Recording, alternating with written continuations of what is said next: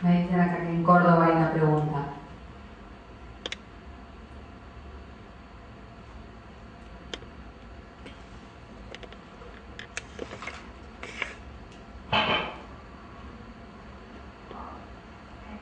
Bueno, la pregunta es para José María. Son varias preguntas. Una de ellas es si se pusieron de acuerdo con la profesora de Buenos Aires, porque el tema fue cargado directamente a las culturas aborígenes. No sé si es un tema que en la agenda de las ciencias sociales está emergiendo de manera fuerte. En segundo lugar,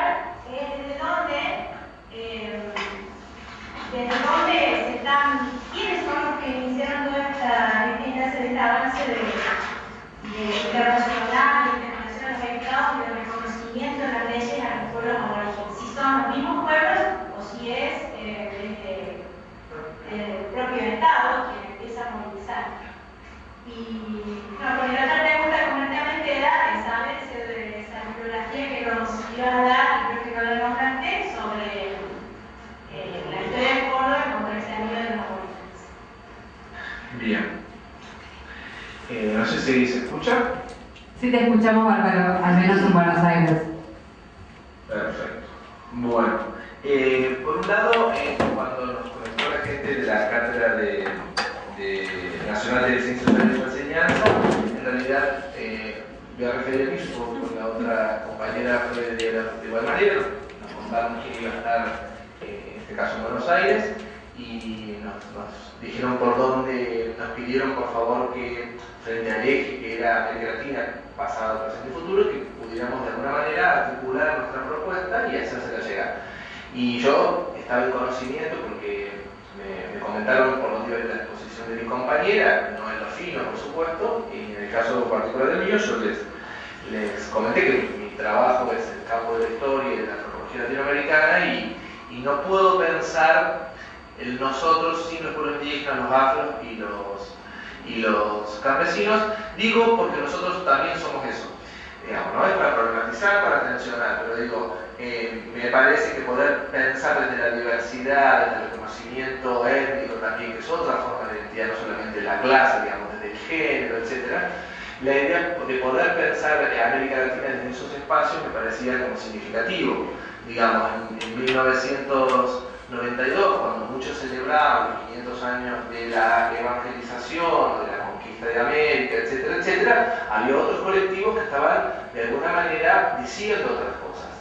Y había no solo colectivos indígenas, sino intelectuales, músicos, que son nuestros trovadores, digamos, gente de todos los días, digo, cuando digo esto, digo, nuestros vecinos, nuestros niños jóvenes chingones, si ustedes quieren. Entonces, ¿cómo no poder trabajar de esta propuesta de una sociología de las emergencias? Que esas voces también tienen derecho a tensionar lo que oficialmente, históricamente ha sido dicho, ¿no? Y acá también somos cómplices, digamos, no nos hemos conformado en eso, digamos, me parece que esto de echar a luz, digamos, estos procesos, como para ir respondiendo la segunda pregunta, digo, tiene que ver con que las transformaciones en la historia las hacen los sujetos colectivos, de eso no tengo duda. Algunos dirán la lucha de clase, como lo aprendimos cuando estudiamos marxismo, otros dirán no necesariamente, hoy en día el zapatismo, como ustedes saben que el zapatismo que ha tomado diferentes perspectivas de algunos teóricos como Holloway, que están pensando en transformar el mundo desde abajo sin tomar el poder, digamos, ¿no? Que es otra lógica impensable para los 60 y 70, donde el tema era los grupos de izquierda tomar el poder. Digamos, hay otras formas de pensar en la realidad y sobre todo el concepto de comunidad, de mandar obedeciendo, un concepto donde en una comunidad lo que importa, dirían los zapatistas, es la discusión, lo que se discute, ¿no? Y en todo caso el mandato, y el mandato nunca puede ser violado por un tercer Dios. Estas formas de movilización, esta construcción de los sujetos sociales históricos en el mundo, entre ellos decimos los pueblos indígenas, son de alguna manera su movilización, sus interpelaciones a los estados nacionales las que han promovido la legislación, no es a la inversa. ¿Y esto por qué? Porque han sabido no solo leer los procesos históricos en los estados nacionales donde ellos se encuentran, como han sido con las políticas de Estado con respecto a ellos, sino han sabido leer su lugar como sujetos históricos colectivos. su lugar como agentes transformadores de la sociedad. Son nuevas lecturas. En algunos casos yo he tenido encuentros con jornadas de miembros de pueblos indígenas que dicen la globalización, que ha sido tan nefasta en muchos aspectos, porque tiene que ver con una nueva fase del capitalismo, porque, bueno, por la mercantilización de las relaciones sociales y demás, y en otros aspectos ha mostrado la grieta por donde hacer escuchar nuestras voces, porque en algunos casos los estados nacionales nos habían invisibilizado o nos habían declarado extinguidos. Y es ahora el retiro del Estado, ese intersticio por lo que nosotros queremos pensar. Bueno, está bueno poder pensarlo así, pero no es poca cosa lo que se está diciendo ahí, ¿no? Porque de alguna manera se está cuestionando el Estado como invisibilizador. Y tal vez la lógica para poder pensar en el caso de los intelectuales indígenas es: el Estado es por su naturaleza invisibilizador, extinguidor, no sé si la palabra existe, perdón, pero digamos, de las identidades indígenas, las étnicas, o avala, digamos, concepciones patriarcales del orden social y demás, solamente, o es posible al Estado transformarlo para que se constituya un Estado, entre comillas, intercultural y más, sin pensar que esto es una lógica, digamos, que sentarse y acordar, porque cuando uno tiende a poner en disputa ciertas representaciones del mundo y prácticas del mundo, uno tiene que pensar que son espacios de lucha. Y en los espacios de lucha hay que reconocer un campo de Bourdieu en el cual varios están litigando a partir de sus intereses. Pero sí las propuestas interculturales, sí estos cambios a nivel internacional tienen que ver con la lucha de los pueblos indígenas, de unos pueblos que se les saca la dimensión étnica y se los ponen pueblos oprimidos, grupos subalternos eran otros, digamos. Pero en el caso particular, la lógica de la interculturalidad está pensada y uno de los espacios donde nace es en Ecuador.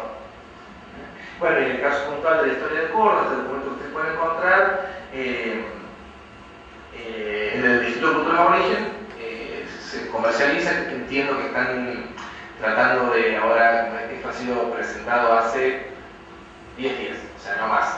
Por lo tanto, sí hay un vínculo con las autoridades, de establecer un vínculo, si ya no lo hicieron, con las autoridades del Ministerio de Educación de la provincia para que pueda estar presente. Después, de hecho, la institución ha dado cursos hasta hace 2 o 3 años con la provincia, etc.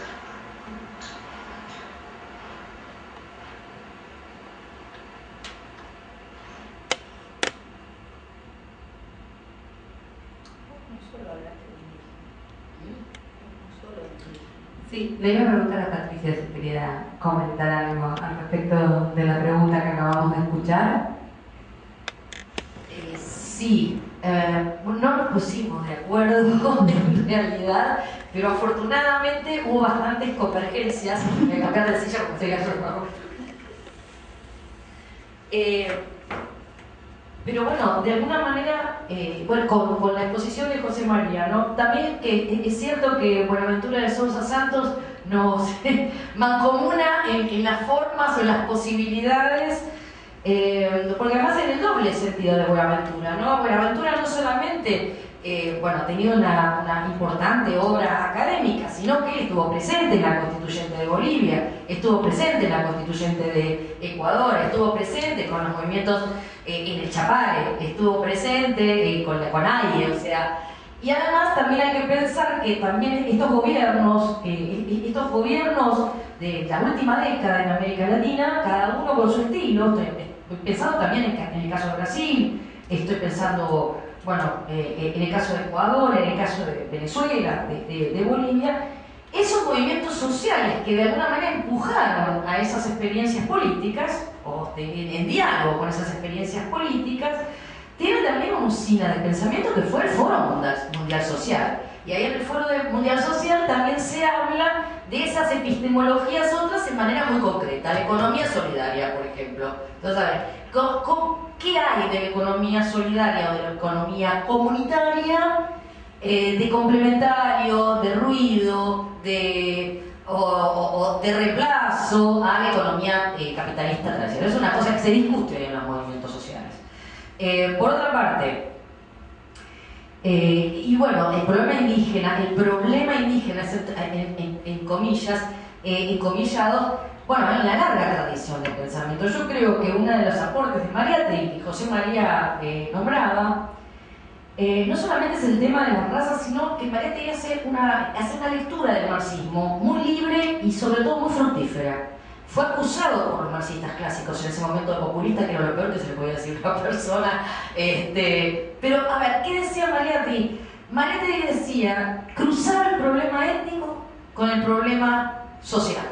Porque decía, el problema del indio es el problema de la tierra, ¿sí? No es un problema de raza. Entonces, esa mirada, tiene un artículo fantástico, se llama El problema de las razas en América Latina, donde dice, bueno, en realidad hay que pensar en otro tipo de dominaciones y subalternidades, no solamente la clasista. Y bueno, y así, bueno, pero fue excepcional el pensamiento de Mariátegui en este sentido, ¿no? Y yo creo que hoy son las experiencias más novedosas que tiene la región.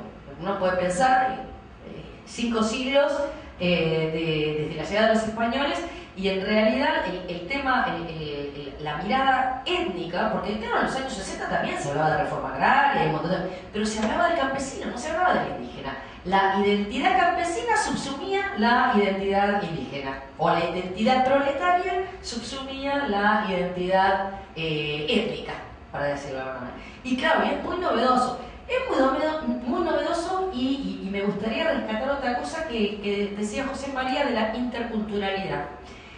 No es fácil en los estados-naciones, tal como las conocemos, pensar la interculturalidad. Porque ¿qué dicen los sectores más conservadores, si se quiere, pero también los sectores liberales? A ver, un estado-nación tiene un territorio, señoras y señores, tiene unos límites, tiene un pasaporte, tiene unas fronteras. ¿Qué tal si con tanto Estado plurinacional pasa que territorios legítimos, autónomos, de comunidades indígenas que están en la frontera, por ahí deciden irse para el otro país o deciden independizarse? ¿Y qué dicen los pueblos originarios al respecto? Perdón, nosotros hace 200 años que vivimos en un Estado nacional con unas fronteras artificiales. Si hay alguien que ha hecho de la tolerancia con el otro y de la interculturalidad, son justamente, no tenemos en nuestro país, mapuches en Chile, mapuches en la Argentina, ni hablar del ámbito guaraní, ¿no es cierto? Entonces, bueno, o sea, los problemas existen.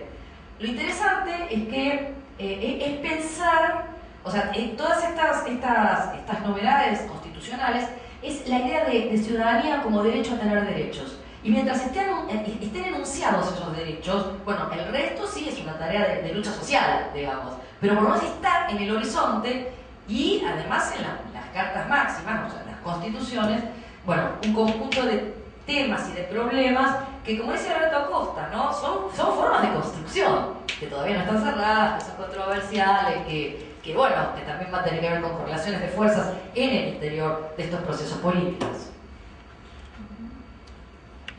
Eso. Bueno, no sé si no hay preguntas, creo que no, así que vamos a dar por terminada la clase de hoy. Quiero agradecer mucho a Patricia y a José María por la interesantísima clase que nos brindaron hoy. Y quiero invitar a todos los docentes a la próxima clase, que es el 15 de noviembre, en el mismo día y horario habitual, o sea, es un jueves a las 15:30, cada uno en el lugar que le corresponde, que vamos a hacer la última clase, cierre, balance, ¿sí?, del año. Así que parece que nada más. Muchísimas gracias a todos y hasta